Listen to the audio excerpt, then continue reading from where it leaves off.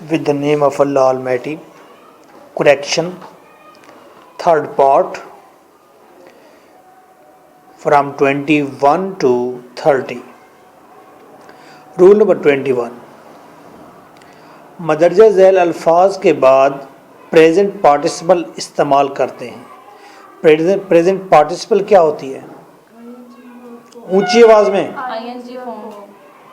इंग form, ING वाली form.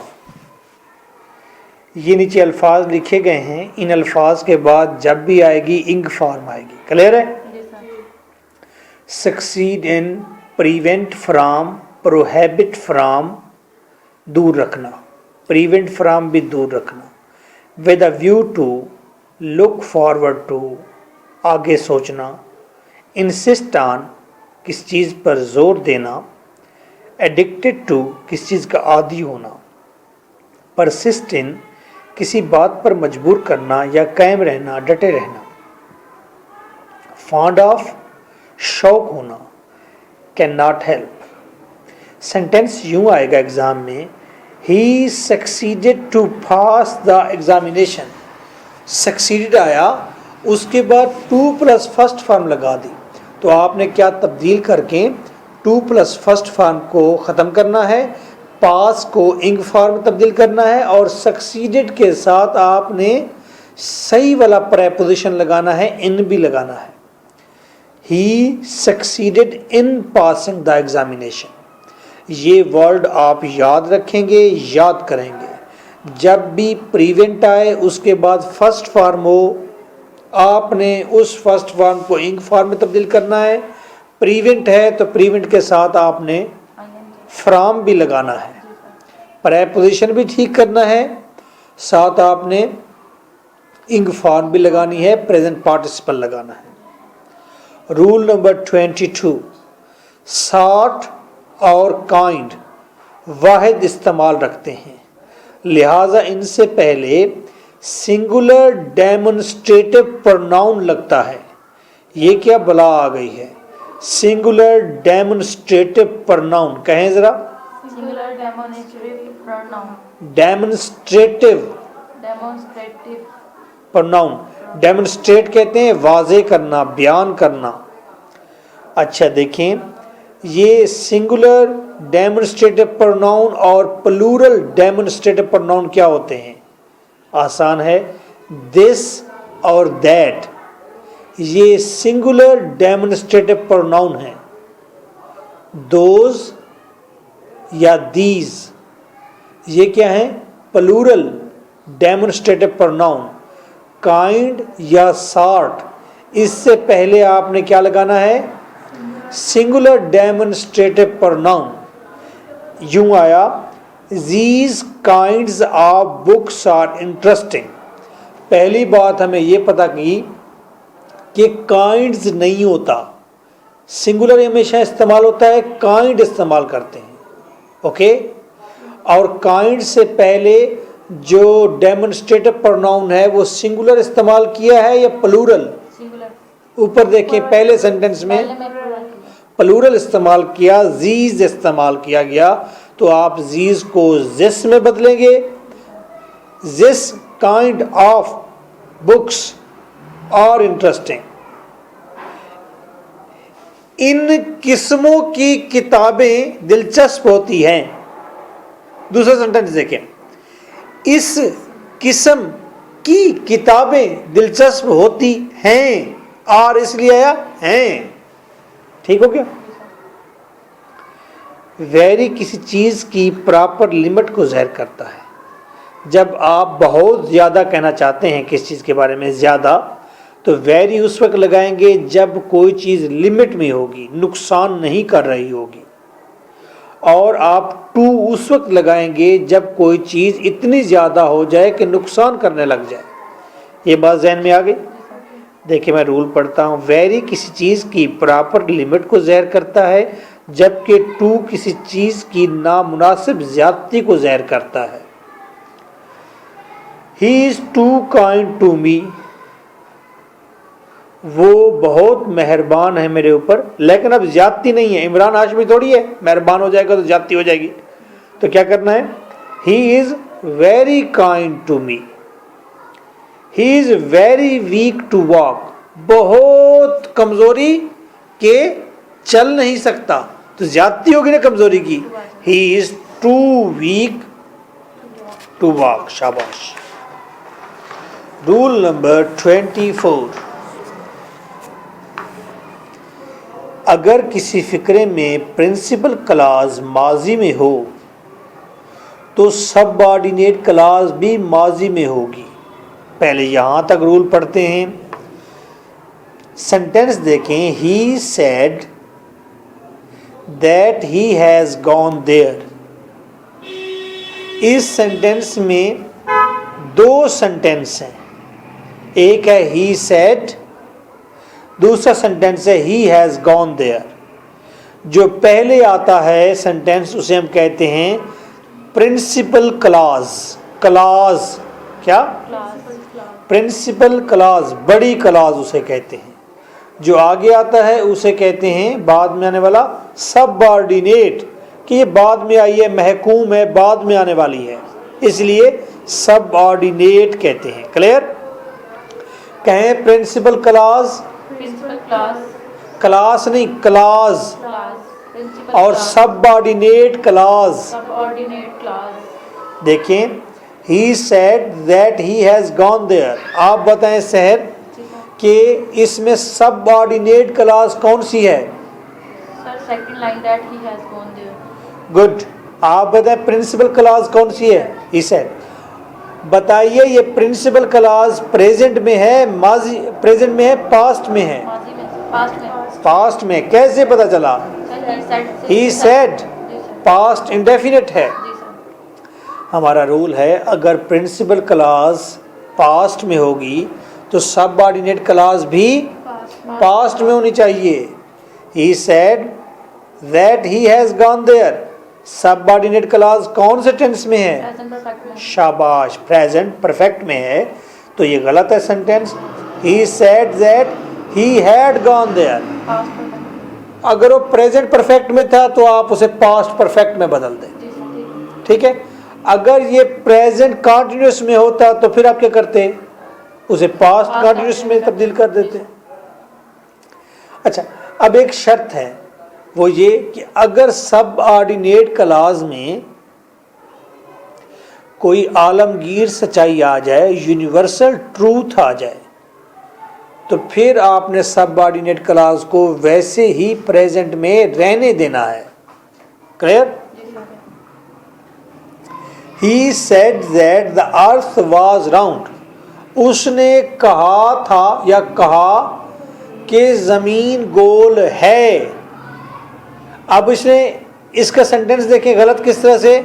उसने कहा था जमीन गोल थी. जमीन तो है. थीम तो गलत हो जाएगा. जी सर. तो फिर आपने उसको प्रेजेंट में ही रहने देने में आपकी बचत है. He said that the earth is round. He said that the God is one. Sentence ठीक है गलत है? God is one. ठीक है सर. ठीक है. अगर होता he said that God was one, गलत है सर. गलत हो जाता. यूनिवर्सल ट्रूथ देखना है. सबऑर्डिनेट क्लास कभी सवालिया नहीं होती. ठीक. She asked why was he laughing. She asked, ये कौन सी क्लास है? सही है. Principal class. Principal class. Why was he laughing, देखिए बिल्कुल ठीक सवालिया सेंटेंस है. वाई वाज ही लाफिंग, है ना? जी सर. इसको आपने सिंपल करना है. She asked why, he was laughing. He पहले लगा दें, वाज आगे कर दें. Why he was laughing. अब सवाल भी मौजूद रहा जी सर. और सेंटेंस सवालिया भी नहीं है, आगे फुल स्टॉप है. बस आपका काम ये होगा कि आपने सब्जेक्ट को पहले ले आना है जी सर. और हेल्पिंग वर्ब को आगे ले जाना है. रूल 26. अगर दूसरी डिग्री के बाद देन एनी हो तो उसके बाद अदर लगाएं. डिग्री किस चीज़ की बनती है? सर फॉर्म्स उसकी सर पर्सन फर्स्ट पर्सन. मैंने डंडा निकाला ना, मैंने मारना है। एक मिनट आते हैं। सर खामी और खूबी की डिग्री से पढ़े लिखे अंदाज में कहें। सर एडजेक्टिव की डिग्री बनती है। गुड, एडजेक्टिव की डिग्री बनती है। अब मैं पूछूंगा एडजेक्टिव क्या होते हैं? सर जिसमें किसी की खूबी या खामी भी आती है। खूबी या खामी को एडजेक्टिव कहते हैं। जी सर। क्लियर है? तो इसकी कोई एग्जांपल दें। Good, better, best. टाल टेलर टेलर टाल, टालर, टेलर नहीं, टाल टालर टेलेस्ट। टेलेस्ट, टालेस्ट। मुझे भी खराब करोगे तुम लोग। अगर दूसरी डिग्री के बाद देन एनी हो तो आपने एक लफ्ज का इजाफा करना है। किस लफ्ज का? देन अदर का। अदर का। He is taller than any boy in the class. बताइए इसमें दूसरी डिग्री क्या है? टॉलर। उसके बाद देन एनी आ गया। जी सर। किस लफ्ज की कमी महसूस हो रही है? अदर की। अदर लगाएं, सेंटेंस में 2 नंबर्स आपको मिल जाएंगे। He is taller than any other boy in the class. ये सेंटेंस भी अक्सर आ जाता है। सम मुस्बत फिक्रे में इस्तेमाल होता है। सम का मतलब क्या है बेटा? कुछ, थोड़ा सा।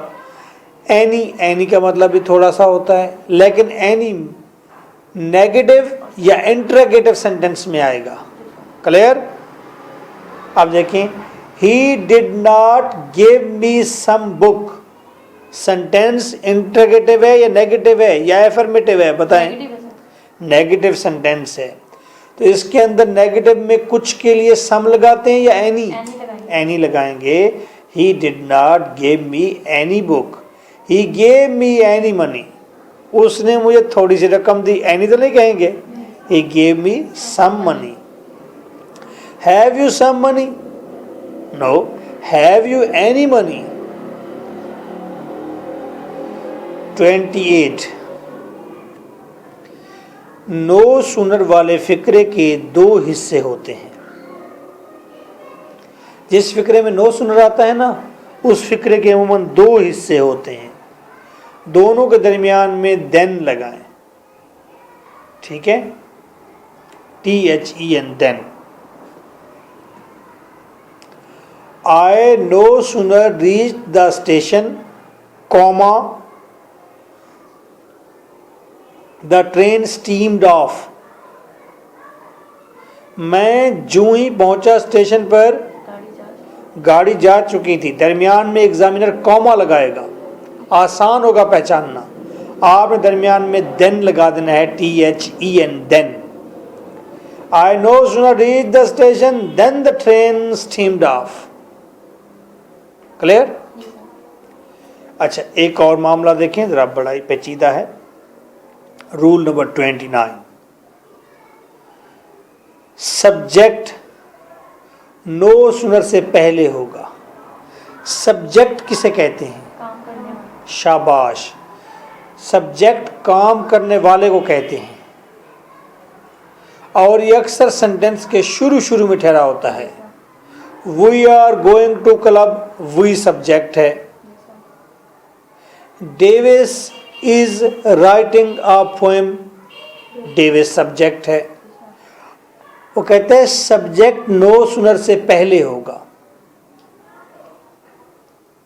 ऊपर वाले सेंटेंस में देखें, पिछले रूल में I no sooner reach the station.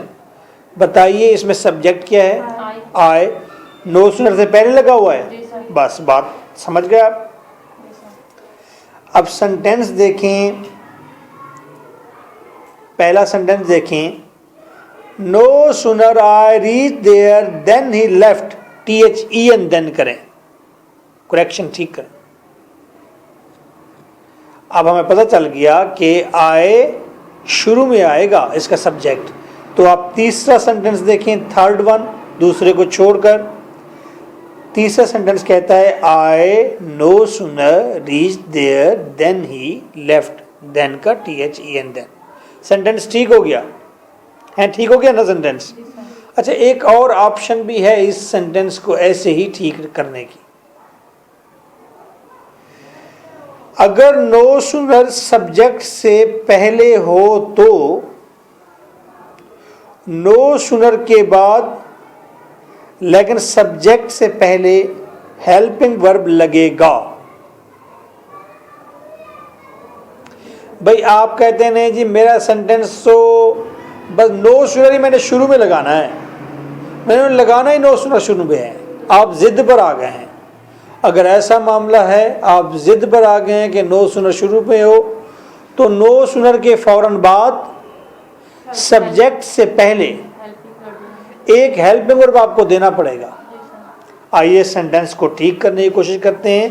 पहले मैं पढ़ता हूं sentence. No sooner I reached there then he left. मुझे बताएं आई रीच्ड देयर कौन सा टेंस है? शाबाश, ये पास्ट इंडेफिनिट है। अब हमें हेल्पिंग वर्ब की जरूरत है। आपको पता है डिड, डू, डज ये भी हेल्पिंग वर्ब होते हैं। मैं इन्हें हेल्पिंग वर्ब नहीं मानता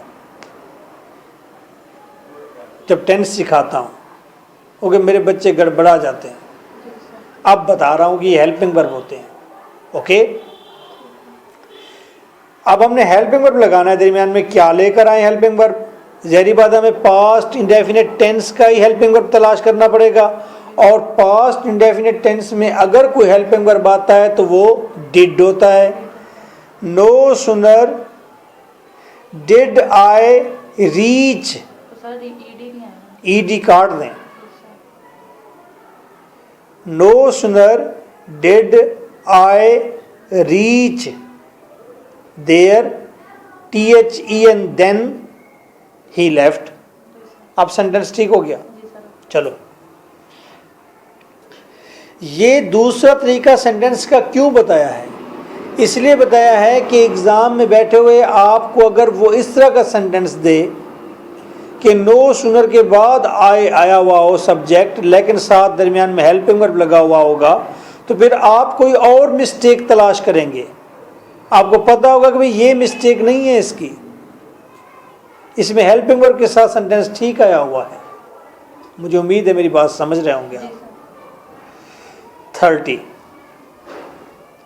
अगर किसी फिक्रे के शुरू में एवरी, नीदर, नन, मैनी या ईच, आइदर, एनीवन हो तो उसमें वर्ब और प्रोनाउन वाहिद होंगे। आइए सेंटेंस से इसको समझने की कोशिश करते हैं। Each of these two boys are doing their duty. इसकी मैं उर्दू करूं, आपको गलती का पता चल जाएगा। इन दो लड़कों में से हर एक लड़का अपने ड्यूटी कर रहे हैं। सेंटेंस उर्दू में भी गलत नजर आ रहा है, होना चाहिए था इन दो लड़कों में से हर एक लड़का अपना काम कर रहा है ना?